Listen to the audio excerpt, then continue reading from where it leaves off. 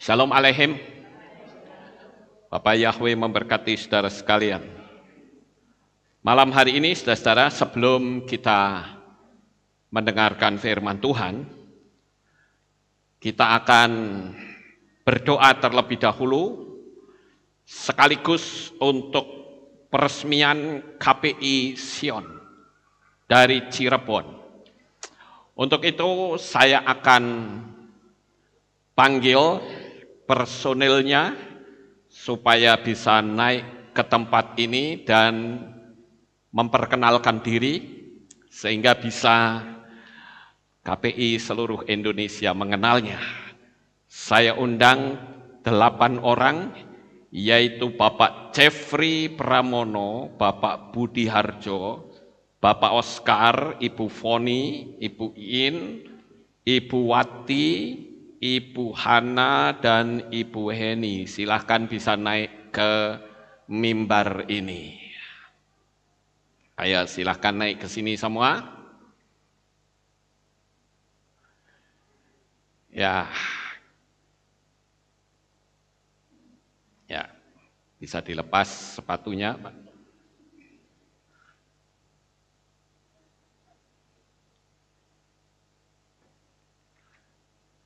Ya, silahkan naik.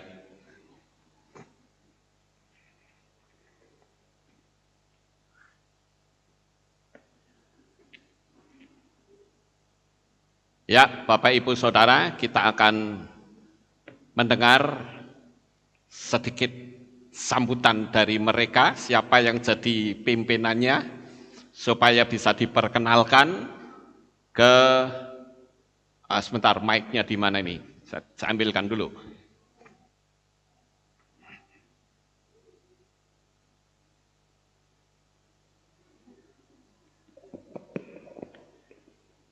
Ya, ini siapa yang jadi? Ya, mari. Baik, saudara-saudara, kita akan dengar sambutan dari KPI Sion Cirebon. Silakan. Terima kasih Pak Lukas. Ya. Shalom semua saudara. Yang keras. Perkenalkan, nama saya Budi Harjo. Saya dari Cirebon dan ini istri saya Hana, Cifoni, Ciin, Ko Jeffrey, Ibu Wati, Ibu Heni, Bapak Oscar. Kami dari Cirebon tadi jam berapa? 2 ya? Jam 9 nyampe ke sini jam 2. Ya puji Tuhan, di jalan tidak ada apa-apa, tidak ada halangan, rintangan karena kekuatan Bapak Yahweh yang selalu menuntun kami. Ya, apa lagi? Terima kasih atas sambutan dari keluarga besar dari Papi Lukas, semua berjalan dengan baik dan diterima dengan baik. Terima kasih Pak Lukas. Sama-sama. Maaf, masih belum masih belang bentong gitu ya manggilnya. Sebetulnya terbentuknya KPI Cirebon ini kita semua tahu bahwa nama Adonai kita adalah Bapak Yahweh, bukan Allah gitu ya. Pada waktu itu kita mengenal Bapak Yahweh benar-benar adalah Tuhan dan Juru Selamat yang rela menjadi seorang manusia itu melalui Tuhan kita Yesus HaMashiach. Oleh karena itu tadinya kami hanya bersekutu. Cuma dengan berjalannya waktu itu kami ada suatu kebutuhan mungkin antara surat menyurat atau apa gitu ya. Jadi kami berencana untuk, mungkin Ibu Heni masih bisa lebih jelas. Shalom Bapak Ibu. Terima kasih. Ceritain itu ya, Pi. Proses. Jadi sedikit proses kami boleh bergabung di KPI. Awal mulanya kami dengan perjalanan iman kami sudah mengenal nama Bapa, Putra dan Roh Kudusnya. Itu kurang lebih perjalanan ada 5-7 tahun. Tapi ada suatu rencana Bapa yang besar atas hidup kami boleh dalam proses untuk keluar dalam suatu gereja gitu. Tapi kami sudah memegang nama Bapak, jadi kami bersepakat untuk bentuk komsel dulu sih sebenarnya, belum bentuk suatu gereja. Tapi karena sudah tidak ada hati lagi untuk nyari gereja ini, gereja itu, karena udah sia-sia kayaknya. Jadi udah kita komitmen bagaimana caranya kita untuk menjaga 7 hari raya, menjaga nama Bapak, untuk menjaga sahabatnya. Jadi kami sepakat untuk melangkah. Dari pertama kali pecah dengan gereja lama, sempat konsul sama papi sih sebenarnya. Tapi ditawarin, yuk gabung dengan KPI. Tapi kami masih belum berani karena kami belum baru gitu istilahnya. Tapi ketika berjalan, hampir 2 tahun, pas 2 tahun, ada yang banyak yang konfirmasi ke saya sih. Kenapa nggak ada bendera, nggak ada di bawah sinode atau gimana, dia bilang. Kan nggak boleh liar, dia bilang kayak gitu. Nanti barangkali ada yang komplain di wilayah Cirebon. Oke lah. Terus dengan proses yang kita bertanya satu sama lain sama pengurus, gimana ini? Kok mereka damai sejahtera? Mereka damai sejahtera. Oke Hen, dia bilang nggak apa-apa, dia bilang nggak apa-apa, dia bilang kayak gitu. Karena saya ditegur oleh 3 orang sih yang konfirmasi saya, kenapa nggak bentuk ikut suatu sinode gitu. Kan kalau terus berpikir, Bapak menuntun ke sinode yang mana ini yang tepat. Terus berjalan dengan proses waktu, saya datang ke Pak Lukas, ke Papi. Vi, ini dari Heni Cirebon, boleh nggak kami masih gabung dengan KPI? Oh boleh, langsung hubungi dengan Pak Kris gitu. Prosesnya begitu cepat gitu loh, begitu cepat. Dengan segala anugerah ya kami percaya ketika kami berani melangkah, walaupun nggak tahu harus seperti apa tantangan di depan, kami percaya bersama Bapak kami bisa gitu, dengan segala dukungan dari Papi. Kurang lebih seperti itu Papi. Ya. Oke, saya memberikan sedikit masukan. Yang namanya sebuah persekutuan itu pasti akan berusaha dirusak oleh kuasa kegelapan.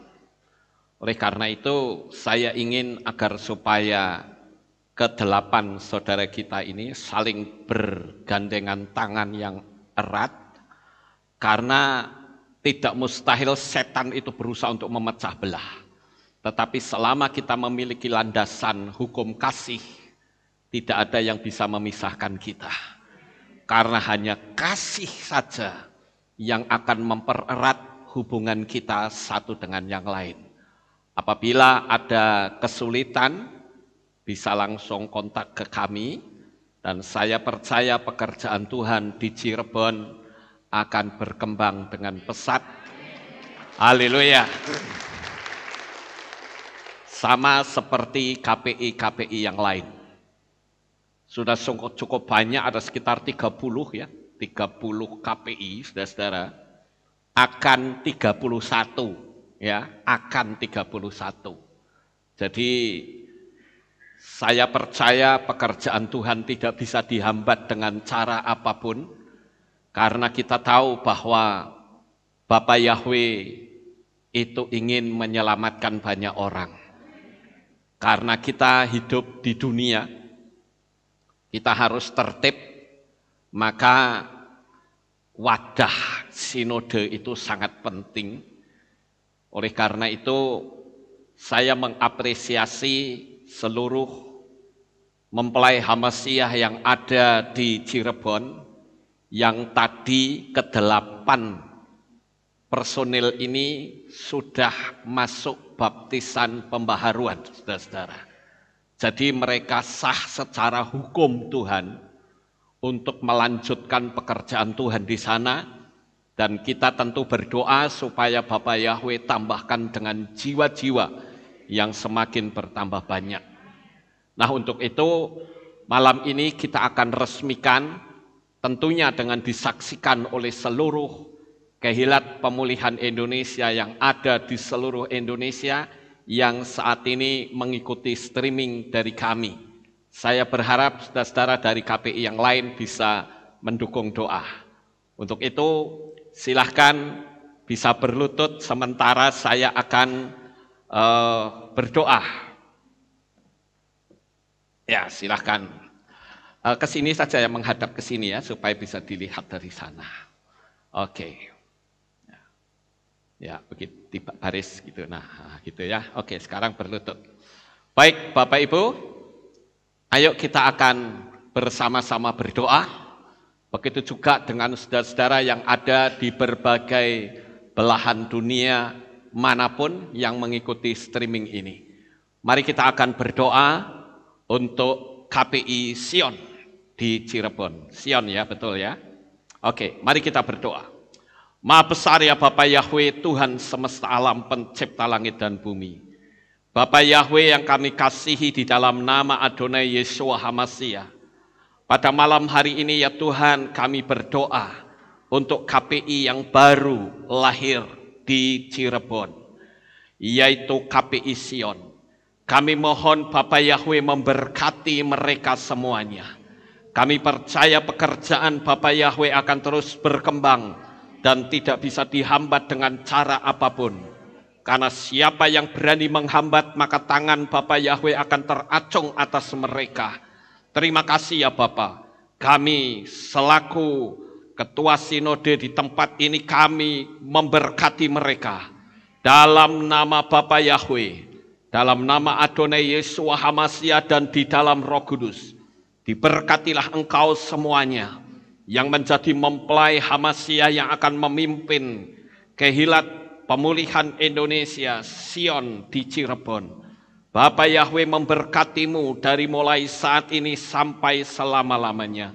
Kami mempersembahkan tubuh jiwa roh mereka dalam tanganmu. Jaga lindungi mereka ya Tuhan. Ikat mereka dengan ikatan tali kasih HaMashiach yang takkan pernah bisa putus. Oleh karena itu Tuhan, pada malam hari ini dengan otoritas yang tertinggi dari Bapak Yahweh, saya membuka di dalam nama Bapak Yahweh, dalam nama Adonai Yeshua HaMashiach dan di dalam Roh Kudus, diberkatilah KPI Sion di Cirebon, mulai saat ini sampai selama-lamanya. Di dalam nama Adonai Yeshua HaMashiach, kami sudah berdoa dan mengucap syukur. Semua yang percaya berkata, amin. Haleluya. Ya, silahkan berdiri. Nah, saudara yang terkasih, sekarang kita akan bentangkan. Ya, silahkan dipegangin. Iya, supaya semua bisa lihat. Inilah KPI Sion dari Cirebon. Bapak Yahweh memberkati saudara sekalian, dan saya ucapkan selamat untuk KPI Sion. Bapak Yahweh memberkati. Haleluya. Bapak Yahweh memberkati. Ya, silakan kembali ke tempat duduk.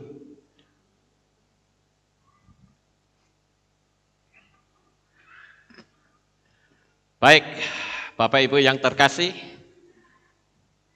sekarang kita akan mendengar firman Tuhan. Saya taruh mic dulu ya.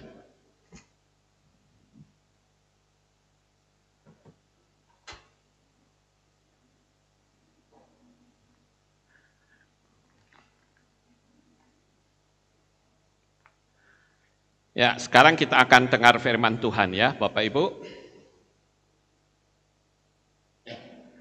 Seperti kita ketahui bahwa menjelang kedatangan Tuhan Yeshua untuk yang kedua kali, setan saat ini sedang gencar-gencarnya di dalam usaha yang terakhir untuk menjatuhkan manusia dengan berbagai macam cara. Oleh karena itu kita mesti berhati-hati. Intinya adalah Jangan sampai kita mau dipisahkan oleh kasih Hamasyah. Kita harus tahu Bapak Ibu, sekarang ini kekuatan setan sedang dikerahkan dengan kekuatan yang super power. Karena apa? Karena waktunya sudah sangat singkat. Baru-baru ini ada satu ayat firman Tuhan yang sekarang sedang digenapi. Saya mendapatkan banyak sekali WhatsApp dari beberapa orang yang memberitahukan tentang diresmikannya atau ditahbiskannya Mesias di Israel dengan nama Hizkiyahu bin David. Nah, itu sebetulnya adalah merupakan penggenapan dari kitab Matai atau Matius pasal 24 ayat 23 sampai 24. Saya bacakan untuk saudara. Maka jika seseorang berkata kepadamu, lihat, Hamasyah ada di sini atau di sini, janganlah kamu percaya, sebab Hamasyah palsu dan nabi-nabi palsu akan dimunculkan, dan mereka akan memberi tanda-tanda yang dahsyat dan keajaiban-keajaiban sehingga menyesatkan, bahkan jika mungkin mereka yang terpilih itu mereka disiapkan untuk menghancurkan orang-orang pilihan, saudara-saudara. Coba kita renungkan sekarang.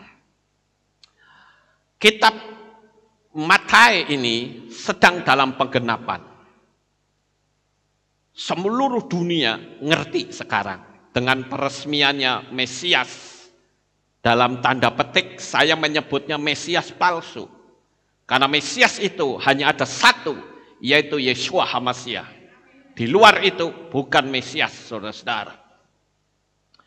Dan kita lihat ayat itu sudah tergenapi. Apalagi yang belum.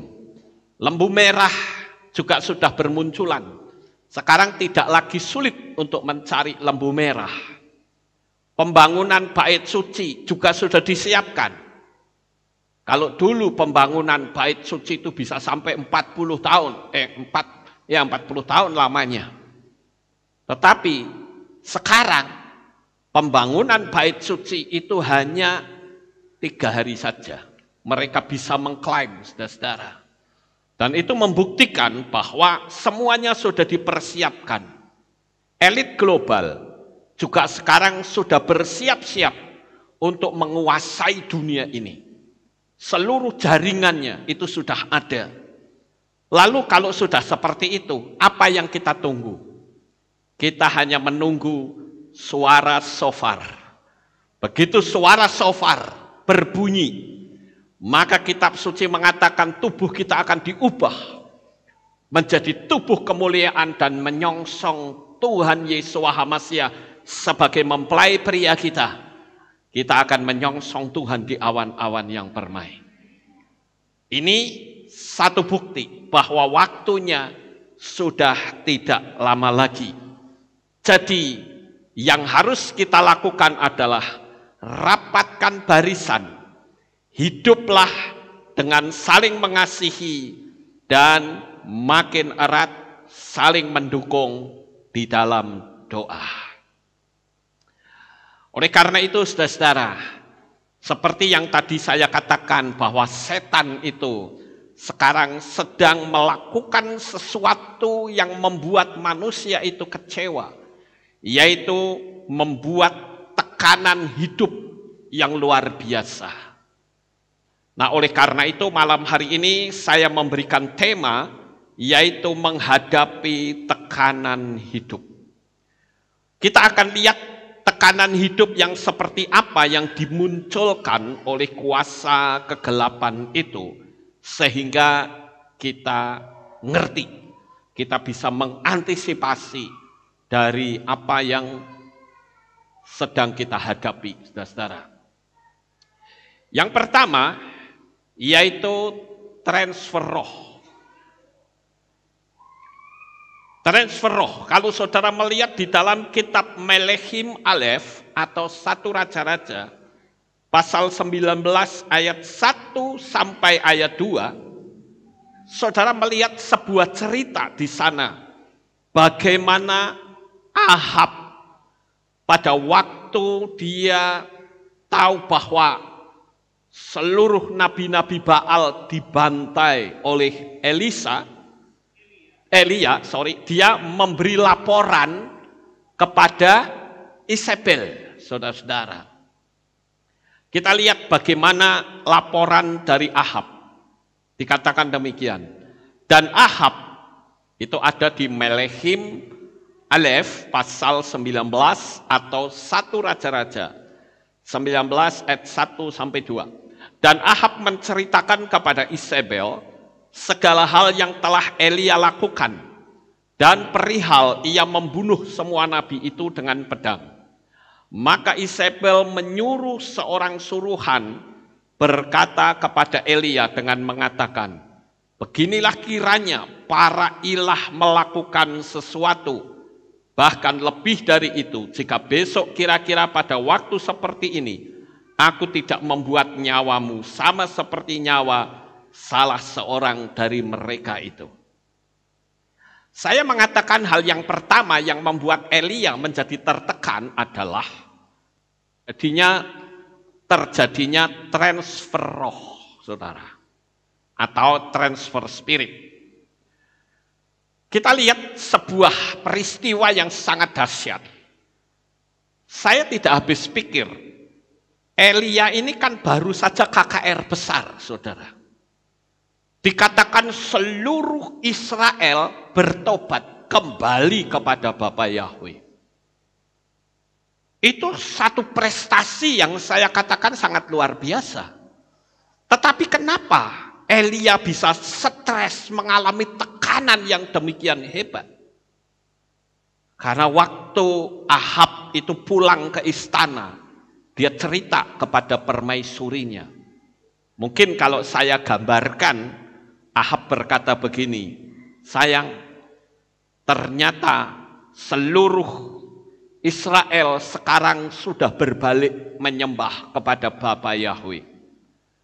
Karena nabi-nabi Baal kita sudah dibantai, disembelih, semua mati. Apa yang terjadi? Isabel pada waktu itu marah luar biasa. Perhatikan cara kerja transfer roh, saudara.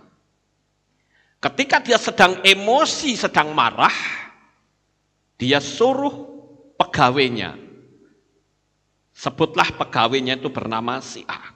Kamu pergi temui Elia dengan kemarahan yang luar biasa. Kamu temui dia, katakan bahwa dia pasti akan saya bantai seperti dia membantai nabi-nabi Baalku.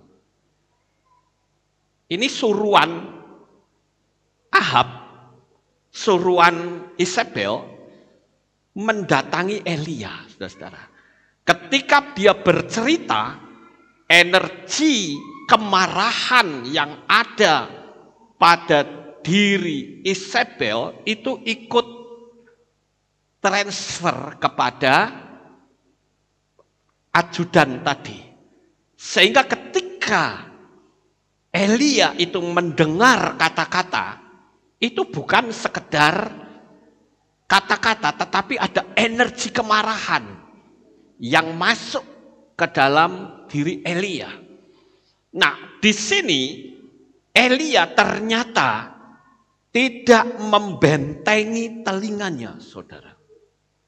Bukankah seharusnya Elia bisa berkata ketika ajudan dari Raja Ahab itu memberitahu, Bapak Elia, Isabel sang ratu berkata, katanya Anda mau dibantai.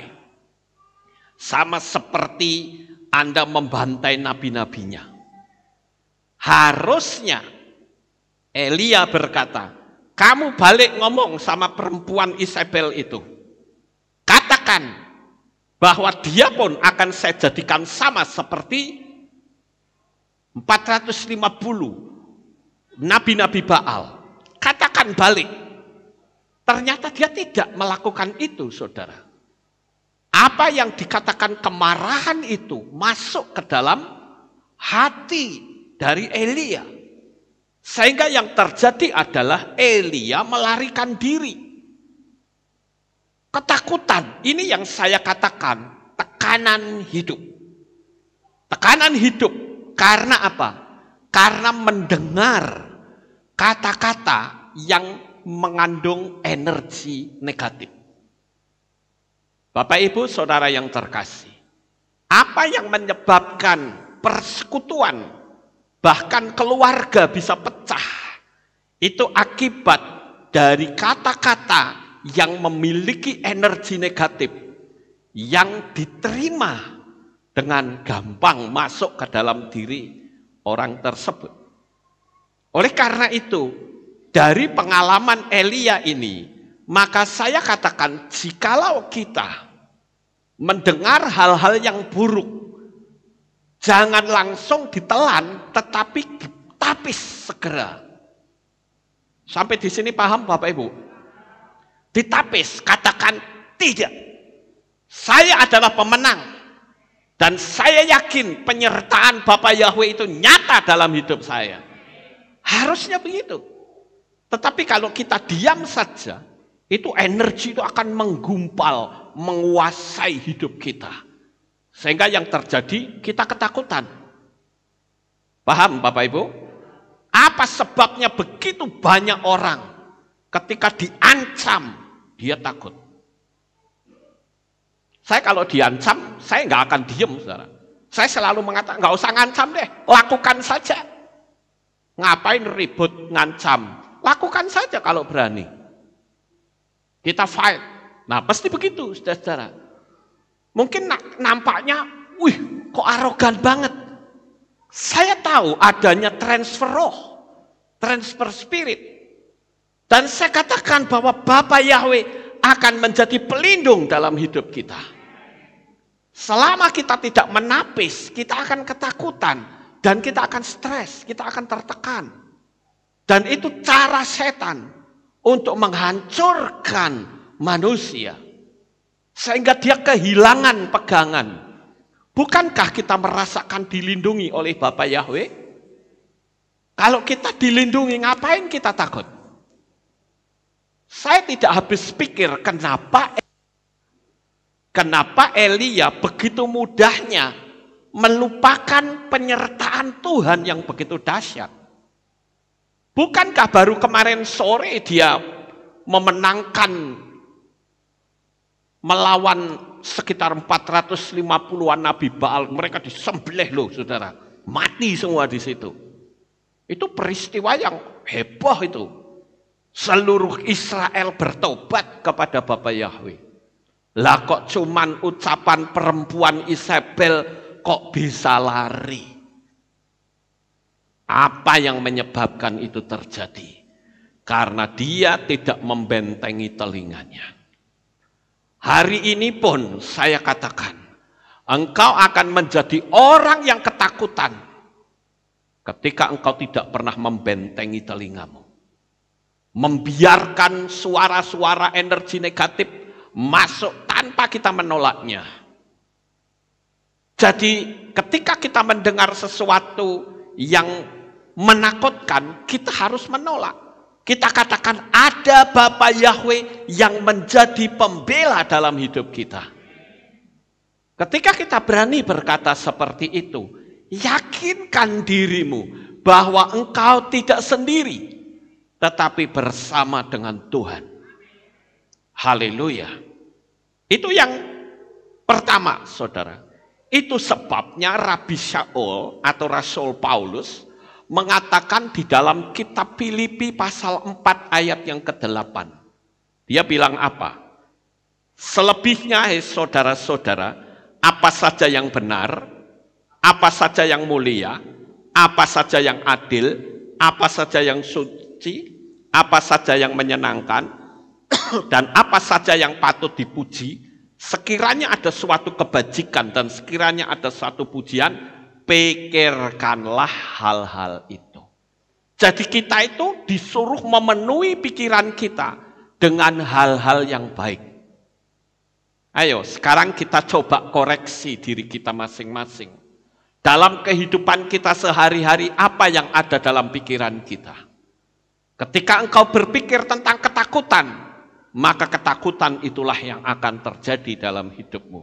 Tetapi sebaliknya, ketika engkau berpikir akan kedahsyatan Bapa Yahweh, maka kedahsyatan itu juga akan terjadi dalam hidupmu. Pilihannya bukan pada orang lain, tetapi kita yang punya otoritas, kita akan pilih yang mana. Hal yang baik yang kita pikirkan, yang terjadi baik. Tetapi kalau kita memikirkan hal-hal yang buruk, maka hal yang buruk itu pun pasti terjadi dalam hidup saudara. Sekarang yang kedua, saudara, apa yang membuat manusia itu bisa tertekan? Yaitu kurang diperhatikan. Sehingga kalau kurang diperhatikan, maka akan timbul iri hati, setan masuk, pikiran kosong karena emosi. Oleh karena itu, saling memperhatikan itu sangat penting. Kita sebagai anak-anak Bapa Yahweh, jangan kita acuh terhadap yang lain. Cobalah saudara-saudara yang melihat ada saudaranya yang tidak ibadah. Ayo dicawel, diajak ibadah lagi, saudara-saudara. Itu namanya saling memperhatikan. Sampai di sini saudara bisa memahami enggak? Ya. Mungkin ada yang lemah, beri kekuatan. Jangan dibiarkan. Kalau kurang diperhatikan, maka yang timbul seperti anak kecil itu. Dia nangis sendirian, seolah-olah tidak ada orang yang peduli dengan dia. Syukur-syukur kalau kita sudah kuat. Sekalipun tidak diperhatikan, tapi kita meyakini ada satu pribadi yang selalu memperhatikan kita, yaitu Ruach HaKodes. Roh Kudus yang selalu memperhatikan kita. Bagaimana kita bisa kuat kalau kita selalu minta diperhatikan? Kita mungkin masih maklum ya dengan orang-orang yang masih butuh perhatian. Tetapi coba kuatkan diri sendiri supaya kita punya level itu naik. Artinya apa? Sekalipun kita tidak diperhatikan, tapi iman kita tidak akan terpengaruh. Iman kita akan tetap kuat, saudara. Kita tidak akan merasa tertekan. Bukan seperti anak kecil ini. Dia merasa tertekan karena nggak ada yang memperhatikan. Saya juga begitu, saudara. Apakah dulu waktu saya menjadi orang percaya, orang memperhatikan saya? Enggak ada yang memperhatikan. Saya lemah ya harus saya kuatkan sendiri. Enggak ada yang besuk sama saya, lalu memberikan kekuatan, tidak. Tapi saya selalu memotivasi diri bahwa saya tidak sendiri, tetapi saya bersama dengan Tuhan. Selama kita meyakini bahwa kita bersama dengan Tuhan, maka kita akan selalu kuat. Saya akan bacakan di dalam kitab Samuel Alef atau 1 Samuel pasal 18 ayat 6 sampai 9. Dan terjadilah ketika mereka datang, setelah Daud kembali dari mengalahkan orang Filistin itu, wanita-wanita berdatangan dari seluruh kota di Israel untuk bernyanyi dengan para penari menyambut Raja Shaul. Dengan tamborin disertai sukacita dan alat-alat musik bersenar tiga. Dan para wanita yang bermain itu menjawab dan berkata, Shaul telah membinasakan beribu-ribu musuhnya, tetapi Daud berlaksa-laksa musuhnya. Dan hal itu sangat memanaskan hati Shaul, dan hal itu adalah jahat menurut pandangannya. Lalu ia berkata, mereka telah memperhitungkan kepada Daud berlaksa-laksa, sedangkan kepadaku mereka hanya memperhitungkan beribu-ribu. Dan ada yang lebih baginya selain kerajaan ini. Dan sejak hari itu dan seterusnya, Shaul selalu mengawasi Daud. Ini sebetulnya lucu ya saudara-saudara. Kalau kita bayangkan ketika Syaul melawan Goliat, kan secara hukum fisik karena Syaul sudah kalah. Iya toh? Wong cuman kerjanya tiap hari cuman baris bubar tiap hari begitu. Giliran Daud bisa mengalahkan, harusnya Syaul kan terima kasih. Apalagi dia sudah bikin perlombaan, siapa yang bisa mengalahkan akan dapat anaknya Syaul. Berarti karena Daud menang, secara otomatis Daud itu adalah menantunya Syaul. Jadi kalau menantunya lebih hebat, harusnya kan bersyukur. Betul nggak Bapak Ibu? Loh ini kok malah iri? Aneh sekali ini orang. Ya, jadi merasa tidak diperhatikan. Harusnya, wah aku bangga punya menantu, ya, yang hebat, yang pinter, yang bisa mengangkat kehormatannya dia. Coba kalau tidak ada Daud, jadi apa dia? Dipecundangin sama Goliat. Iya toh? Betul nggak Bapak Ibu? Loh dia sudah dikasih pertolongan kok malah iri. Kalau kita lihat peristiwa sejak hari itu, Syaul selalu mendengki Daud. Bahkan ada ayat yang mengatakan Syaul membawa tombak dan melenturkan tombak itu menancap di dinding. Ini kan rohnya itu sudah roh pembunuh. Hanya karena apa? Merasa tidak diperhatikan. Hati-hati ya dengan mata, telinga. Itu adalah pintu masuk bagi kuasa kegelapan untuk mengobrak-abrik kemurnian hati kita. Hati-hati Bapak Ibu, di zaman akhir ini, setan berusaha untuk ngacak-ngacak hidup kita melalui pendengaran dan telinga. Kalau saudara diadu domba dengan orang lain, hati-hati. Kita mungkin akrab gitu ya, terus ada orang bilang, Pak Lukas tahu nggak kalau si A itu benci sama Anda? Lalu kita kepanas hati. Wah kurang ajar, ternyata diam-diam dia benci sama saya. Harusnya nggak boleh begitu, saudara-saudara. Kalau orang itu seperti itu, berarti dia akan mau memecah belah. Harusnya kita bilang, benar orang itu benci sama saya, bagaimana kalau saya sampaikan? Pasti dia ketakutan, saudara-saudara. Tapi kalau kita, masa? Iya toh, wah kurang ajar, akhirnya apa? Ribut. Orangnya tepuk tangan, senang. Nah lo rasain, lo kena lo sekarang. Inilah yang sering kali setan lakukan. Dia senang mengadu domba kita, saudara-saudara. Oleh karena itu, sekali lagi, hati-hati dengan penglihatan kita. Hati-hati dengan pendengaran kita. Karena penglihatan dan pendengaran itu adalah pintu masuk bagi serangan yang datang dari luar. Dan saya perlu memberitahu juga bahwa hal-hal yang buruk itu tidak harus melalui manusia. Kita mendengar lagu-lagu duniawi yang sifatnya itu berenergi negatif bisa masuk enggak? Bisa, saudara-saudara.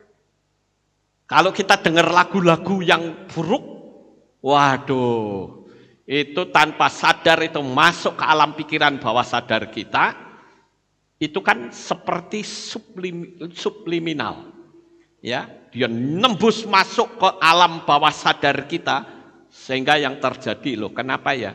Saya ibadah kok tiba-tiba males, saya berdoa tiba-tiba males, saya sepertinya kegiatan rohani kok males, maunya duniawi. Jangan-jangan lagu-lagu itu sudah masuk ke batang otak kita, sehingga membuat kita tidak memiliki kekuatan apa-apa.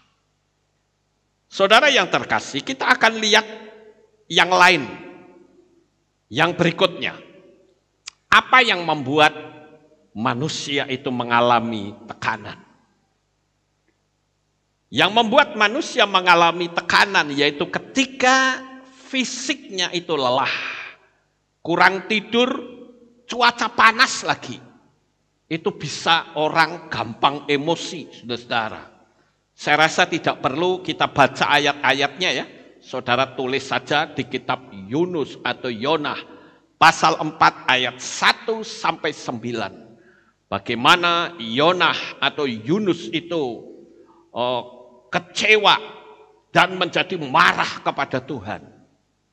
Ya, saudara dibaca di rumah. Tapi intinya adalah ketika fisiknya itu lelah, kurang tidur, pas cuaca panas, nah itu bisa bikin orang emosinya naik turun, saudara-saudara. Pikirannya menjadi tegang, kesal, marah. Oleh karena itu jaga kondisi fisik. Hindari kerja yang melelahkan. Khususnya bagi saudara yang suka kerja lembur. Atau sopir-sopir yang kerja siang hari. Di cuaca yang panas masih mending kalau dia mengemudikan kendaraan ada AC-nya. Cukup enak saudara. Tapi kalau sopir-sopir angkot, itu emosionalnya tinggi sekali. Ada orang yang nyalip ke depan saja langsung kesulut emosinya. Kemana mata kamu? Ya matanya ya ada di sini. Ya. Tapi emosinya itu tinggi sekali, saudara-saudara. Kenapa? Karena dia sudah lelah. Pendapatannya sedikit. Jadi emosinya itu naik, saudara-saudara. Nah, oleh karena itu kita juga harus menjaga agar supaya fisik itu jangan sampai kelelahan. Jangan sampai pula kurang tidur, apalagi di suasana yang panas.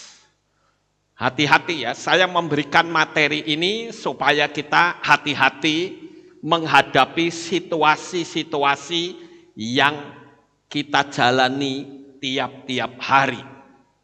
Agar supaya kita bisa menjadi berkat hidup kita bagi orang lain. Amin. Kalau hidup kita nggak jadi berkat, isinya emosi belaka, ya mana ada orang yang suka dengan kita. Mana ada orang yang mau. Kita menginjil juga orang bilang, ngapain aku nanti sifatku jadi seperti kamu. Karena kamu sifatnya buruk. Akhirnya kita nggak jadi berkat, saudara-saudara. Kita lihat yang keempat, apa yang bisa membuat manusia itu mengalami tekanan. Yaitu melakukan sesuatu karena terpaksa. Ayo sekarang coba, ketika saudara melakukan sesuatu, apakah itu karena terpaksa atau saudara dengan sukacita melakukannya? Apa saja yang saudara lakukan, baik kehidupan dalam rumah tanggamu, termasuk saat engkau ibadah. Pokoknya kalau kita melakukan karena terpaksa, tidak dengan hati yang rela, itu bisa membuat sebuah tekanan yang luar biasa. Di sini saya tunjukkan satu contoh tentang Yonah atau Yunus. Saudara bisa lihat di kitab Yunus pasal 1, ayat 2 sampai 3. Saya bacakan karena ini pendek, ya. Bangunlah, pergilah ke Niniwe, kota yang besar itu. Berbicaralah dengan keras kepada mereka bahwa kejahatan mereka telah sampai ke hadapanku. Namun bangkitlah Yunus untuk melarikan diri dari hadapan Yahweh menuju ke Tarsis. Dan dia pergi ke Yafo, lalu mendapatkan kapal yang akan berangkat ke Tarsis, dan dia membayar biaya perjalanannya, lalu turun ke bagian dalam kapal itu untuk pergi bersama mereka ke Tarsis jauh dari hadapan Yahweh. Ayo coba kita renungkan. Apa yang membuat Yunus melarikan diri, saudara? Karena ketika Bapak Yahweh berkata kepada Yunus untuk berbicara keras kepada orang Niniwe, dia ketakutan. Karena pada waktu itu orang-orang Niniwe itu kejahatannya itu sudah sampai kepada Bapa Yahweh, yang artinya Yunus pun tahu betapa jahatnya orang di Niniwe. Orang di Niniwe, saudara-saudara, saya pernah membaca kisah dari orang-orang Niniwe pada masa itu, yaitu terkenal hukuman mati dengan cara ditarik kereta. Jadi kalau orang Niniwe ada melakukan kesalahan gitu ya, dia dihukum mati. Hukuman matinya itu kaki dan tangan diikat kiri kanan begini, lalu sana dikasih kereta, sana dikasih kereta, saudara-saudara. Di sana kereta itu kudanya ada 5, di sana juga kudanya ada 5. Lalu disabet bersama-sama jeder. Saudara bisa bayangkan, itu tubuh bisa terbelah loh, saudara-saudara. Saya pernah mendapatkan video tentang hukuman mati yang dilakukan oleh ISIS. Yaitu orang ditarik seperti itu, saudara-saudara. Cuman bukan pakai kuda, tapi pakai mobil. Ya. Jadi tangannya bukan tangan sama kaki ya, cuma tangan saja gini. Ditarik pakai mobil, yang satu ke sana, yang satu ke sana. Itu bisa lepas loh, saudara-saudara. Wah, orangnya goleng-goleng enggak karu-karuan. Lepas itu tangan dua-duanya, bras gitu. Copot, saudara-saudara. Siapa yang bisa kuat? Dan Yunus tahu betul hukuman yang ada di Niniwe begitu menakutkan. Jadi Yunus berpikir, wah, lah kalau saya ditangkap, lah saya akan seperti itu. Sehingga dia melarikan diri ke Tarsis. Tetapi kita tentu tahu alur ceritanya. Melarikan diri sampai kemanapun tetap dicegat oleh Tuhan untuk tetap kembali ke Niniwe. Dan akhirnya Yunus berbicara kepada raja. Dan apa yang dipikirkan itu tidak seperti fakta. Yang dipikirkan, aduh nanti saya ditangkap nih gimana. Ternyata ketika dia ngomong, rajanya ketakutan, saudara-saudara. Raja Niniwe berkata, waduh bahaya nih. Udah sekarang kita suruh semua rakyat berpuasa. Akibatnya mereka berpuasa dan pengampunan Tuhan itu turun. Nah, dari sini kita bisa mengambil kesimpulan, saudara-saudara. Kita melakukan sesuatu jangan karena terpaksa. Kalau kita melakukan terpaksa, maka yang terjadi kita pasti akan menjadi pecundang. Seperti Yunus. Harusnya ke Niniwe, dia lari ke Tarsis. Sekarang kalau ini saya kasih aplikasi ke sekarang. Kira-kira kalau orang bekerja karena terpaksa, dia bisa mendapatkan sesuatu yang maksimal? Tidak, saudara. Terpaksa kawin, bahagia atau tidak? Saya yakin tidak, saudara-saudara. Oleh karena itu kita belajar untuk tidak berbasa-basi. Kalau memang saudara tidak mampu, ya katakan, mohon maaf saya tidak mampu. Saya tak belajar supaya saya mampu. Itu akan lebih terhormat. Daripada kita tetap melakukannya, tetapi kita melakukan karena terpaksa. Hasilnya tidak maksimal, saudara-saudara. Saudara melayani, tapi karena terpaksa. Apakah itu maksimal? Saya yakin tidak, saudara-saudara. Kalau kita melakukan sesuatu dengan terpaksa, hasilnya tidak bisa maksimal. Lebih baik kita berkata, saya akan belajar. Saya akan mencoba untuk terus belajar supaya saya bisa memberi secara maksimal. Kita nggak perlu basa-basi. Namanya saja basa-basi, bahasa yang sudah basi, saudara. Makanya kita sebagai anak-anak Tuhan, kita terus belajar, berlatih terus. Ya. Saya menyadari Sebagai seorang pengkhotbah saya dituntut untuk mempelajari firman Tuhan. Saya dituntut untuk banyak belajar dan membaca. Kalau saya melakukan terpaksa, saya tidak akan bisa memberi firman secara maksimal. Tetapi karena saya melakukan dengan senang hati, saya berpikir toh kalau saya banyak belajar, yang pinter ya saya sendiri. Jadi karena saya berprinsip seperti itu, ya sekalipun saya tiap minggu bisa khotbah 2-3 kali dengan tema yang berbeda, saya enjoy saja. Tapi juga harus ada harga yang dibayar. Saya nggak bisa kongko-kongko dengan orang-orang pastori. Saya tiap hari hanya ada di kamar. Saya belajar, saya merenung, saya menyiapkan. Itu pun masih kepontal-pontal karena waktunya begitu cepat, saudara-saudara. Tapi saya senang, saya suka cita, saya nikmati, saya enjoy.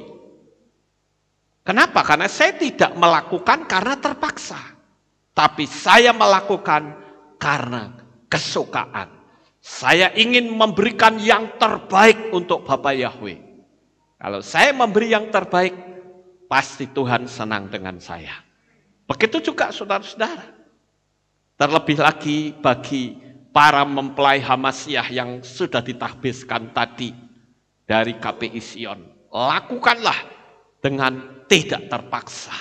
Tapi lakukan dengan senang hati. Saya percaya jiwa-jiwa baru akan dikirimkan Bapak Yahweh. Begitu juga dengan saudara yang ada di tempat ini. Apapun yang saudara lakukan. Apakah saudara berbisnis? Apakah saudara nolongin orang? Silakan. Tapi jangan karena terpaksa. Kalau karena terpaksa, saudara pasti akan tertekan. Banyak emosi, banyak jengkel, energi negatif yang masuk. Nah, ini adalah hal yang keempat. Sekarang yang kelima. Yang kelima adalah apa yang menyebabkan seseorang itu bisa mengalami tekanan yang luar biasa, yaitu merasa menderita sendiri. Nah, di sini saya kembali ceritakan tentang Elia, saudara-saudara. Elia itu hebat loh. Dia seorang nabi loh, saudara-saudara. Tapi dia bisa tertekan. Karena dia merasa, aku kok sendiri. Ya, merasa hidup sendiri. Nah, oleh karena itu, saya ingin Bapak Ibu, kita melakukan segala sesuatu, jangan merasa sendiri. Sadarilah bahwa ada Tuhan yang selalu bersama dengan saudara. Saudara merasa enggak sih tiap-tiap hari saudara itu tidak sendirian? Tapi saudara itu bersama dengan Bapak Yahweh. Nah, saudaraku yang terkasih, selama saudara merasa bersama dengan Tuhan, pelayanan sesulit apapun, saudara pasti mampu untuk melakukannya. Begitu juga kalau saudara berbisnis, berteman, merasa tidak sendiri, ada Tuhan yang menyertai kita. Dalam kondisi bahaya pun, kita akan tetap aman, saudara-saudara. Ada 2 ayat saya pikir saya bisa bacakan ya di kitab Melehim Alef atau 1 Raja-Raja pasal 19 ayat 9 sampai 11.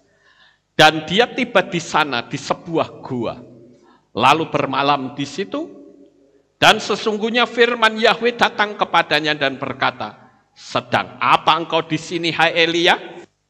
Dan dia menjawab, aku sesungguhnya sangat giat bagi Yahweh Sebaot, karena orang Israel telah meninggalkan perjanjianmu. Mereka meruntuhkan mezbah-mezbahmu, dan mereka membunuh nabi-nabimu dengan pedang. Dan hanya aku seorang dirilah yang masih hidup, dan mereka berusaha mencabut nyawaku. Dan malaikat itu berkata, keluarlah dan berdiri di atas gunung itu di hadapan Yahweh. Dan tampaklah Yahweh melewatinya dan angin besar dan kuat terdengar di pegunungan itu, memecahkan bukit-bukit cadas di hadapan Yahweh, tetapi tidak ada Yahweh dalam badai itu. Sesudah badai itu terjadilah gempa bumi, tetapi tidak ada Yahweh dalam gempa itu, dan seterusnya. Ketika ada angin sepoi-sepoi, ada Bapa Yahweh. Nah, Bapak Ibu yang terkasih, kalau saya lihat dari pengakuan Elia ini, sebetulnya kalau kita mau mencermati apa yang diucapkan Elia kepada malaikat, ada yang nggak bisa menganalisa kira-kira yang diucapkan Elia itu apa? Dia mengucapkan bencana yang sudah terjadi. Nabi-nabi dibantai, kan peristiwanya sudah terjadi, saudara. Iya toh? Kemenangan juga sudah dimiliki oleh Elia, tapi pikiran Elia mundur jauh. Ya, coba kita lihat di sini ya.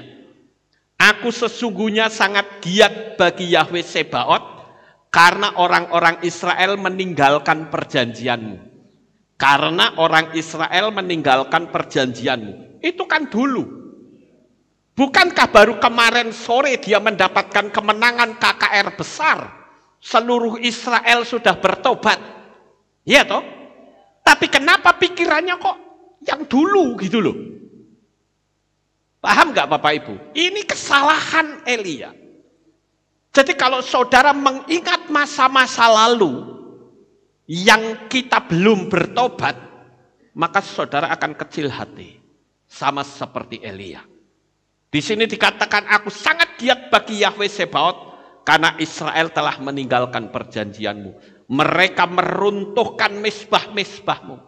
Kapan mereka meruntuhkan?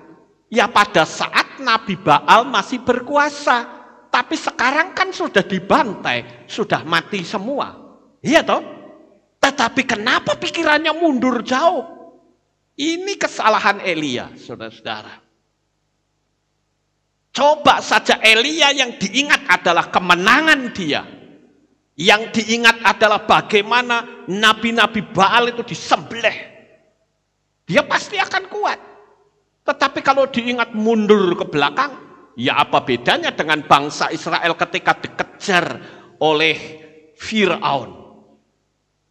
Ketika dikejar oleh Fir'aun, kenapa bangsa Israel itu melihat Fir'aunnya dengan pasukannya, padahal di depan matanya dia itu ada tiang awan dan tiang api yang menghambat mereka bisa mengena dia kok. Betul nggak Bapak Ibu?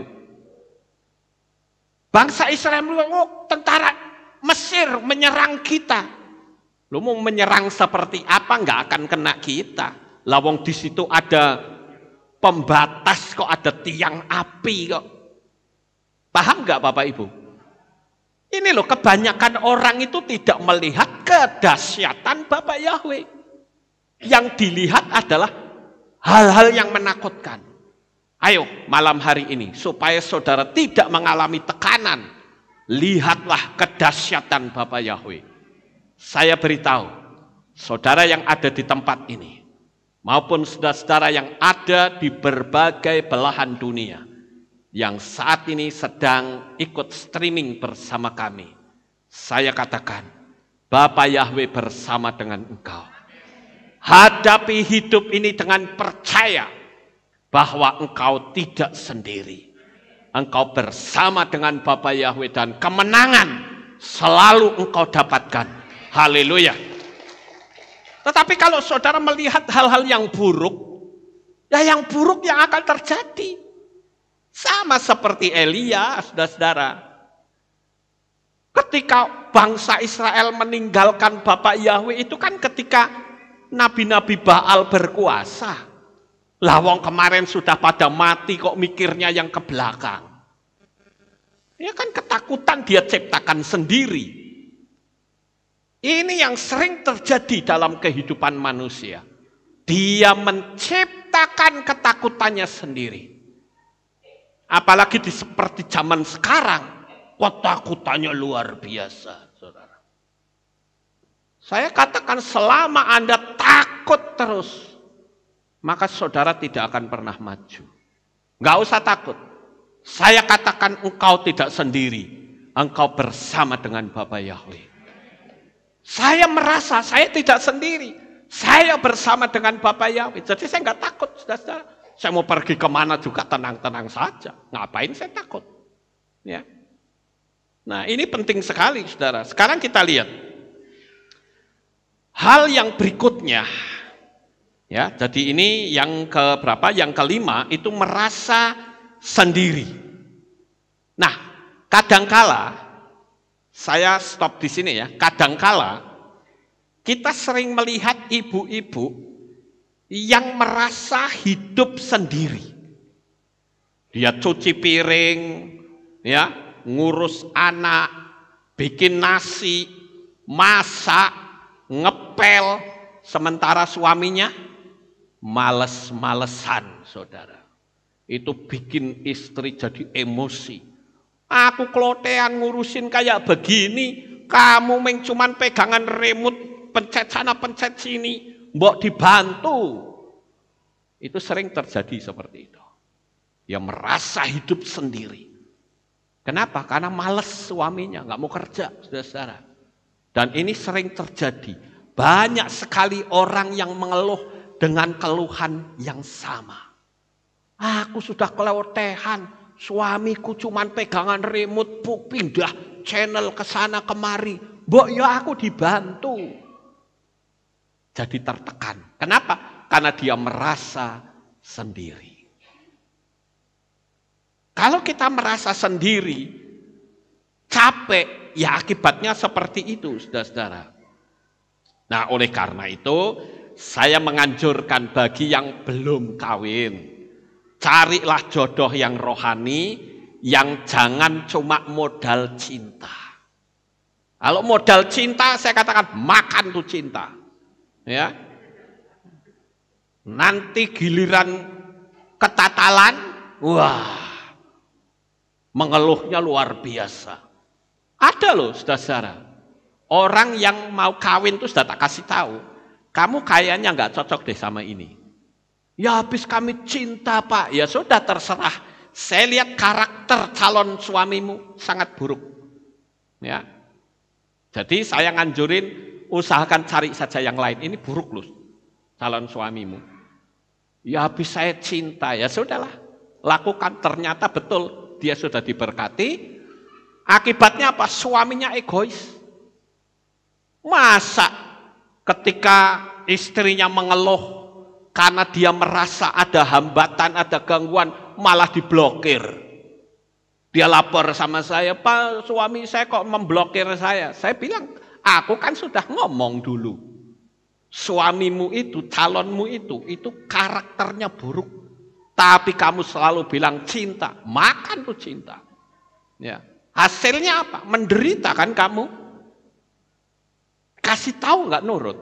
Sekarang ketatalan. Suaminya bilang, aku mau kawin lagi. Wah, karepmu kono. Ini akibat daripada apa? Modal cinta. Dia tidak menggunakan logika. Bapak Ibu Saudara yang terkasih, itulah yang saya katakan. Perkawinan itu ibarat seperti gunung. Kalau gunung itu kan dilihat dari jauh indah ya saudara-saudara. Wah, kalau kita pagi-pagi lihat Gunung Sumbing, wah indah sekali. Gunung Sumbing, Gunung Andong, ya kan? Jajal di Parani sana. Akan ada jurang, ngarai, ada binatang buasnya, ya, ada onak duri. Lah kok jebule kaya ngene? Lah iya karena dilihat dari jauh. Perkawinan itu juga begitu, dilihat dari jauh kelihatannya indah. Orang yang suka pamer, oh sayang-sayang, sayang-sayang barusan. Nah, coba terus, mau sayang-sayang, kepalamu peang. Kita lihat banyak sekali yang seperti itu, saudara-saudara. Yang terjadi apa? Ribut tiap hari. Makanya saya katakan hati-hati. Carilah orang yang rohani. orang yang bisa menjadi imam dengan baik. Amin. Sekarang yang keenam. Yang keenam, yaitu kenapa orang bisa mengalami tekanan yang sedemikian hebat?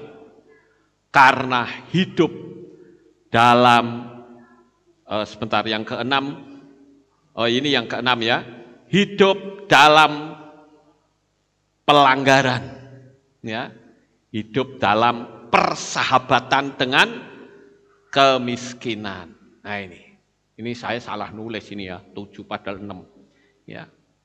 Hidup dalam persahabatan dengan kemiskinan. Saya mau tanya, ini orang-orang yang hidup di sini ini termasuk orang miskin nggak, saudara? Miskin kan? Kira-kira bisa nggak dia jadi orang kaya? Bisa nggak? Bisa. Kenapa tidak? Tidak ada perkara yang mustahil di dalam dunia ini. Pertanyaannya, apakah ada di antara saudara yang merupakan bagian dari hidup mereka? Saudara yang ada di rumah, yang ada di berbagai belahan dunia, yang saat ini saudara merasa aku ada di titik yang paling rendah, aku hidup seperti di tempat yang kumuh seperti itu. Saya beritahu saudara, tangan Bapa Yahweh itu sanggup mengangkat hidup saudara dari tempat yang paling hina menjadi tempat yang paling tinggi. Kekuatan tangan Bapa Yahweh itu sangat mudah untuk mengangkat hidup saudara. Yusuf yang menderita saja di penjara, dia bisa jadi raja muda. Betul nggak Bapak Ibu? Itu karena apa? Banyak hidup bersahabat dengan kemiskinan, apalagi diejek dan dicela. Ya, itu saya tunjukkan di dalam kitab Iyob atau Ayub pasal 16 ayat 2-5. Iyob itu didatangi oleh sahabat-sahabatnya. Ada Elifas, Bildad, Sofar, dan Elihu. Ya, itu 3 sahabat. Tetapi sayang sekali, ya, 4 orang ya, Elifas, Bildad, Sofar, dan Elihu, 4 orang. Cuman yang 3 itu bukannya memberi penghiburan, malah menghakimi, saudara. Ayo, sekarang apakah kita ada di bagian dari teman-temannya Iyob? Kalau ada teman kita yang hidupnya menderita, lalu kita menghakimi mereka, kamu sih berbuat dosa, jadinya ya sengsara, rasain kamu. Apakah kita seperti itu? Atau kita memberikan penghiburan? Mari saudaraku, ayo kita bangkit bersama. Saya doakan, saya percaya kondisi hari ini engkau ada di titik paling rendah, tetapi Bapa Yahweh sanggup untuk mengangkat kehidupanmu sangat tinggi. Kalau mulut kita bisa memberi penghiburan kepada orang lain, saya yakin Tuhan itu sangat senang dengan kita. Sama seperti sahabatnya Iyob yang bernama Elihu. Dia adalah sahabat yang paling muda di antara yang lain. Tetapi Elihu yang bisa menyadarkan Iyob ketika Iyob merasa dirinya lebih benar daripada Elohim. Sehingga waktu itu Elihu menegur Iyob. Sehingga kalau kita lihat alur ceritanya, Iyob mencabut kata-katanya yang buruk, sehingga kondisi kehidupan Iyob dipulihkan 2 kali lipat, saudara. Oleh karena itu, ayo kita belajar untuk kita menjadi berkat seperti Elihu. Tetapi seandainya saudara memang ada di posisi seperti Iyob, saya katakan, engkau tidak usah takut. Bapa Yahweh sanggup mengangkat kehidupanmu, ibarat seperti orang membalik telapak tangan. Begitu mudah, saudara. Yang penting andalkan Bapa Yahweh dan percayalah pertolongannya tidak pernah terlambat. Haleluya. Kita lihat yang berikutnya, saudara-saudara. Apa yang membuat seseorang mengalami tekanan? Yaitu mengharapkan menginginkan sesuatu tetapi tidak mendapatkannya. Menginginkan sesuatu tetapi tidak mendapatkannya. Misalnya, cinta ditolak. Bisa enggak? Bisa. Cinta ditolak, orang jadi sakit hati, bukan? Dia mengalami tekanan. Faktanya banyak kan orang-orang yang mati bunuh diri hanya karena cinta ditolak. Paling-paling kalau orang di luar sono cinta ditolak, dukun bertindak, saudara. Tapi kalau kita yang percaya Bapa Yahweh, cinta ditolak, Bapa Yahweh akan ganti yang lebih baik lagi. Haleluya. Jadi kita nggak perlu, ya boleh beri tepuk tangan, haleluya. Ya, jadi kita nggak perlu takut. Selama kita yakin bahwa Bapa Yahweh ada bersama dengan kita, Tuhan pasti akan tolong. Kita juga ditipu. Bisa, saudara-saudara. Saya pernah ketemu dengan seseorang yang ditipu oleh temannya. Nggak tanggung-tanggung. Sampai hampir 200 miliar, saudara. Wih, nggak gila aja puji Tuhan, bukan? 200 miliar tuh ditipu. Orang ditipu 100 juta aja harus kejet-kejet, saudara-saudara. Ini 200 M. Ya. Dia tidak gila saja, puji Tuhan. Maka saya hanya berkata, jangan takut, berdoa saja. Bapa Yahweh pasti akan memulihkan. Ya. Jadi kalau mengharap sesuatu, menginginkan sesuatu tidak mendapat, ya bisa berakibat berbahaya. Ya, bisa energi negatif masuk seperti dalam kitab Yakobus 4 ayat yang kedua. Kamu mengingini dan kamu tidak memperolehnya, kamu membunuh dan kamu cemburu dan kamu tidak mampu menggapainya, kamu bertengkar dan berperang, tetapi kamu tidak memperolehnya karena kamu tidak meminta. Jadi jangan takut. Cinta ditolak, Bapa Yahweh akan kasih ganti yang lebih baik lagi. Ya, ditipu, Tuhan akan pulihkan. Doa belum dikabulkan, sabarlah. Karena akan tiba waktunya bahwa engkau pasti diberkati. Oleh karena itu, kita kan sudah ngerti hukum Loa. Terapkan hukum law of attraction, hukum daya tarik menarik. Saya percaya, sistemiknya Bapa Yahweh ini akan membuat hidup saudara menjadi puas. Hidup saudara akan dikenyangkan, disukacitakan oleh Bapa Yahweh. Sekarang yang berikut, saudara. Apa yang membuat orang mengalami tekanan yang hebat? Yaitu berpikir negatif. Kalau orang selalu berpikir negatif, ya yang terjadi negatif. Makanya coba itu lihat nih. Nih orang ini pikirannya apa? Ada kata shudder, ya. Saudara bisa lihat nggak dari belakang itu? Ya, ada shudder. Itu artinya gemetar, saudara-saudara. Kemudian apalagi itu? Frantic, itu panik ya, panik. Kemudian worse, itu terburuk. Atau repulsed, itu jijik dan sebagainya. Mad, kegilaan, hated atau kebencian. Waduh, kalau orang pikirannya negatif seperti itu, repot, saudara-saudara. Saya pernah ketemu dan konseling dengan seseorang yang selalu pikirannya negatif. Ketika saya bimbing, dia selalu ngomongnya negatif. Bimbing ngomongnya negatif. Saya nggak tahu harus seperti apa. Saya katakan, cobalah kamu menenangkan diri dulu. Selama kamu selalu berpikir negatif, yang negatif terjadi. Ya habis bagaimana Pak? Karena saya selalu berpikir itu dengan muncul sendirinya. Ya karena Anda tidak melatih. Dilatih dong setiap hari. Kita harus berdiam diri. Bila perlu pikiran-pikiran yang negatif itu diamatin. Sampai dia berdiam diri dengan sendirinya.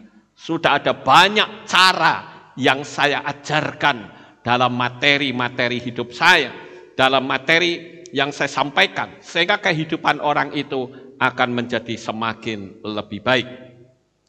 Sekarang kita lihat yang berikutnya, yang bisa membuat orang mengalami tekanan, yaitu apa?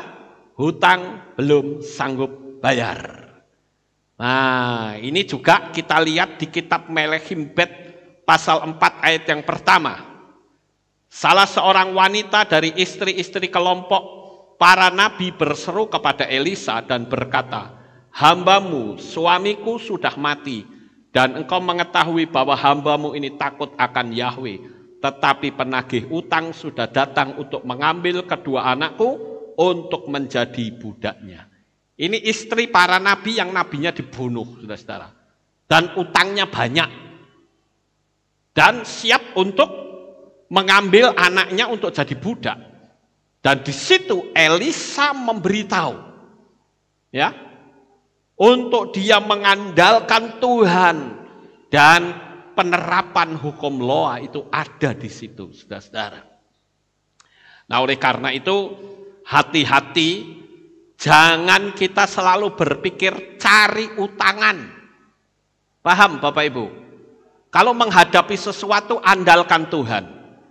Cari utangan, apalagi utang sama rentenir, itu sama saja saudara naruh silet di leher, saudara. Saudara pasti akan berbahaya, ya. Utang kepada rentenir atau utang pada pinjol, tahu pinjol? Pinjaman online, ya.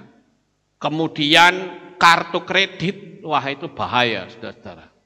Sudah banyak orang yang mengalami korban dari pinjol. Enak sekali pinjol. Dia bilang, ayo kirim KTP saja, nanti pinjaman segera ditransfer. Saudara tahu, ketika saudara kirim KTP pakai nomor HP, maka HP saudara itu isinya diretas oleh mereka. Siapapun orang yang ada dalam kontak data, itu semua kalau saudara nggak bisa bayar 2 hari saja, wah, saudara dimaki-maki habis, saudara. Nama saudara akan acak-acak enggak karu-karuan.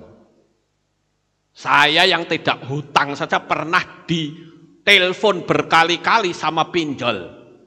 Saya bilang, orang hutang saya tidak dikasih tahu, kamu meneror saya, emang lu siapa? Dia bilang, ya tapi Anda ini kan sebagai pendeta, harus nyuruh dia bayar. Saya katakan, no, tidak. Saya tegas katakan begitu.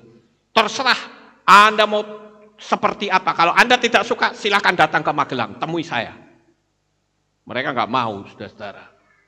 Cuma ngancam, meneror. Loh, saya nggak utang kok diteror, enak aja. Jadi hati-hati loh, jangan gampang pinjem rentenir atau pinjol atau main gosak-gasek kartu kredit. Bahaya, saudara. Saya bolak-balik ditawari kartu kredit, saya bilang enggak. Saya nggak mau. Kalau saya pingin beli ya saya pingin beli aja. Nggak perlu saya gosak-gasek nanti tahu-tahu membengkak. Ya. Saya akan menjalani hidup ini apa adanya. Bapak Yahweh pasti mencukupi hidup saya. Hanya itu saja, saudara-saudara. Ya. Kemudian yang berikutnya. Karena kita tahu Bapak Ibu bahwa orang kalau mengalami tekanan yang seperti ini, itu larinya kemana? Lari ke pil tidur, minggat, atau istri yang diajukan, atau judi, mabok-mabokan. Ini saya bilang manusia pengecut ini, ya. Marah-marah, anak dijadikan sasaran. Ini yang sering terjadi seperti itu. Tapi saya katakan, percayalah bahwa Tuhan itu tahu masalahmu. Lakukan saja hukum Loa yang saya ajarkan. Saya percaya semua akan pulih seperti sedia kala. Duduklah dengan tenang, sembah Tuhan, berserah dan minta tolong. Jangan bermental hutang. Jangan dengar suara-suara negatif di pikiran liar yang bisanya cuma menyalah-nyalahkan, menuduh, dan membodoh-bodohi.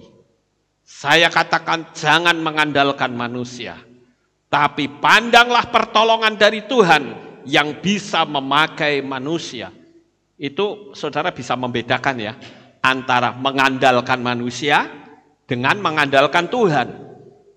Kalau mengandalkan Tuhan, Tuhan bisa pakai manusia si A, si B, si C. Paham nggak Bapak Ibu? Ya, tapi kalau kita mengandalkan manusia, kita mengabaikan kekuatan Tuhan. Nah, itu yang berbahaya. Jika saudara disakiti orang, ucapkan pengampunan. Karena apa? Kayak pinjol segala itu, wah itu kalau sudah ngomong itu sadis loh saudara-saudara. Ya, ucapkan pengampunan terus. Ya, bawa dalam doa, minta Roh Kudus memampukan. Ya. Bandingkan dengan Yesua yang rela menderita. Buat visi dan lembaran baru untuk mengalihkan perhatian dan menutup energi negatif.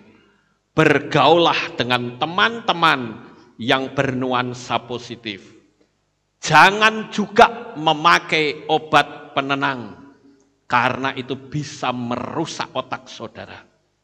Berdoa, minta kekayaan Tuhan, lalu bersyukurlah, dan jangan terus minta. Ini banyak kesalahan dari orang, ketika hari ini minta Tuhan berkati saya. Dia berkata, Pak Lukas tolong doakan. Oh ya saya doakan. Saya langsung doakan, ayo kita berdoa. Tapi 1 minggu kemudian, 10 hari kemudian dia WA saya lagi, Pak tolong doain. Saya jawab, doa yang mana ya? Ya yang seperti kemarin. Loh kalau gitu piye, saya sudah berdoa kok, suruh doa lagi. Anda tinggal mensyukuri saja. Lah kalau berdoa 10 hari kan 10 hari yang akan datang sama seperti hari ini. Paham nggak Bapak Ibu? Ya ini yang sering kali terjadi. Banyak orang lagi-lagi minta didoain, minta didoain. Anda berdoa dengan percaya, tinggal mensyukuri, nanti pasti terjadi. Tapi kalau berdoa terus minta-minta terus, ya kapan terjadinya? Mentah terus, saudara-saudara. Ya, saya kasih tahu, ingat bahwa saat ini setan sedang bekerja dengan kekuatan ganda. Karena apa? Karena waktunya sudah tidak lama lagi. Percayalah bahwa saat ini saudara adalah manusia yang memiliki citra diri seperti Bapa Yahweh. Ucapkan hal-hal yang besar, dan yang besar itu pasti terjadi dalam hidup saudara. Kemudian yang berikutnya, yang ke-11, sakit tak kunjung sembuh. Wah ini juga ngeri saudara-saudara. Beberapa waktu yang lalu ada seseorang yang WA saya. Dia katakan, Pak saya hari ini pengen bunuh diri. Loh kenapa? Percuma saya hidup, saya sakit gak sembuh-sembuh. Percuma saya hidup. Saya bilang, Anda pikir dengan bunuh diri selesai? Anda itu sedang berjalan menuju ke neraka. Karena Anda mati dengan predikat sebagai pembunuh. Saya katakan kamu menderita masalah sakit seperti sekarang saja, kamu sudah seperti itu. Apalagi kalau masuk neraka, itu jutaan kali lipat penderitaanmu. Saya bilang gitu. Ya saya bersyukur orang ini akhirnya nggak jadi, saudara, nggak jadi bunuh diri. Saya jadi teringat tentang Hizkia, seorang raja yang frustrasi karena sakit nggak sembuh-sembuh, saudara-saudara. Akibatnya apa? Tuhan menambah umurnya menjadi berapa? 15 tahun. Ya, itu saudara bisa lihat di kitab Melechim Bet atau 2 Raja-Raja pasal 20 ayat 1 sampai ayat yang ke-7. Bahwa Bapa Yahweh memberikan pertolongan karena dia sungguh-sungguh berdoa. Ya, jadi bagi saudara yang sakit tidak sembuh-sembuh, sekarang lihat saja, bayangkan seolah-olah saudara sudah sembuh, pasti kesembuhan itu terjadi. Dan yang terakhir, saudara, orang bisa mengalami tekanan ketika saudara menghadapi hukum dunia ini. Hukum terhadap pemerintah maupun saudara berurusan dengan perusahaan, atau yang lain. Oleh karena itu, hati-hati, jangan sampai melanggar hukum. Lakukan hal yang baik, karena saya percaya bersama dengan Bapa Yahweh, hidupmu pasti nyaman. Sukses besar untuk saudara. Bapa Yahweh memberkati. Haleluya. Kita tunduk kepala dan kita akan berdoa. Kami mengucapkan terima kasih dan syukur kepadamu ya Tuhan. Malam hari ini kami telah mendengarkan renungan firman-Mu. Biarlah apa yang kami renungkan kami boleh tanamkan di dalam hati kami. Dan kami percaya Bapa Yahweh memberikan perlindungan atas kami. Terima kasih ya Bapa Yahweh. Meteraikan firman ini di dalam hati anak-anak-Mu. Di dalam nama Adonai Yeshua HaMashiach, kami sudah berdoa. Amin. Haleluya. Kita akan dengar pengumuman. Oh, tidak ada pengumuman, saudara. Jadi kita akan akhiri kebaktian kita. Saya mengundang jemaat Tuhan kita bangkit berdiri dan kita akan tutup dalam doa. Terima kasih Bapa Yahweh. Selesai sudah ibadah kami dari awal, pertengahan sampai pada akhirnya. Sebentar lagi anak-anak-Mu akan pulang ke rumah mereka masing-masing. Kami mohon perlindungan dan tuntunan Tuhan, sehingga mereka sampai di rumah dengan selamat, pertemukan kembali pada jam-jam ibadah mendatang di dalam ikatan tali kasih-Mu.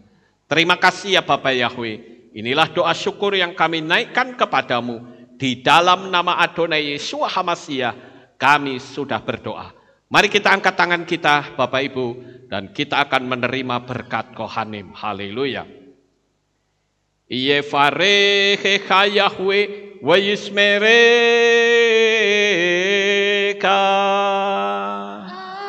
Amen. Kan Yehirotso.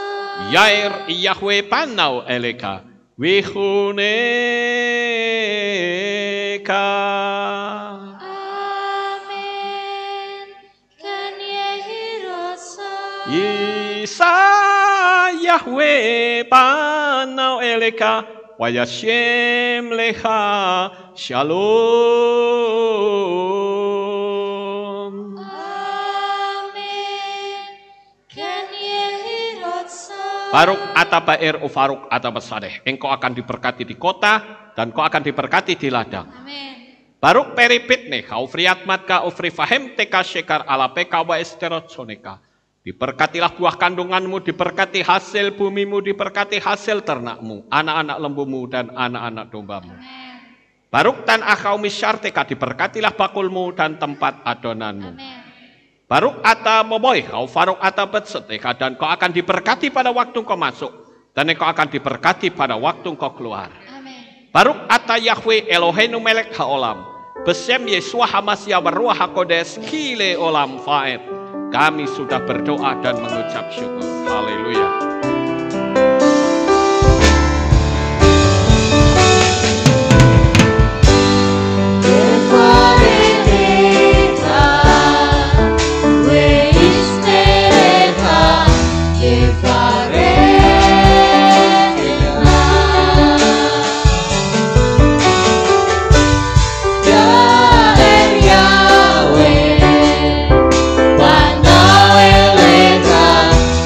Today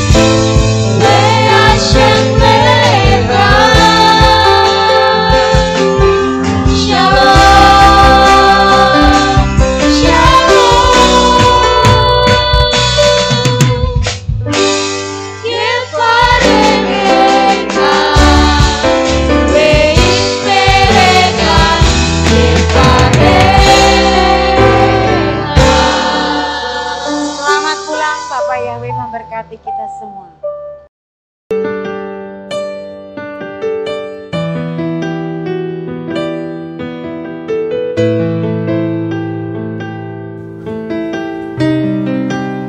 Segala pujian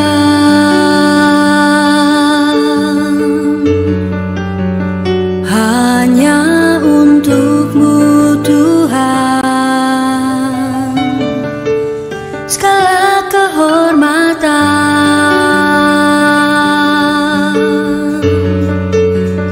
juga punya-Mu Tuhan. Dari puncak tertinggi sampai lembah terlandai,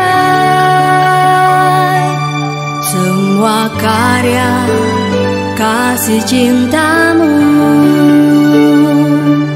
sujud menyembah Sang Maha Pencipta.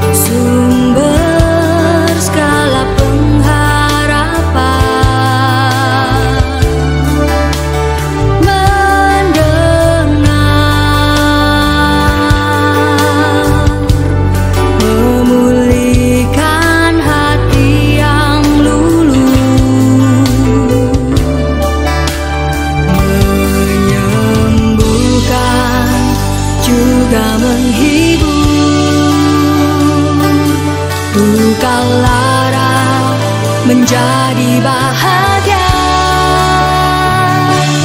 agar semua diberkatinya,